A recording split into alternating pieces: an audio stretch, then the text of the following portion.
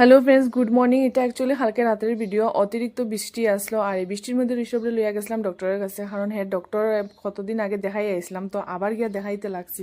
তো ডক্টরের কাছে গেছি গিয়ে আবার চেক আপ করানোর লাগে। আর যাওয়ার সময় তো বৃষ্টি আসলো না, আর আওয়ার সময় এত বৃষ্টি দের মানে হওয়ার মতো না। তো আমরা বই রয়েছি ডক্টর দেখাইতাম। তো গুয়াহাটির এই হোমিওপ্যাথি দোকানটা খুবই ভালো, দোকান না সরি ডক্টরের ইয়েটা খুবই ভালো।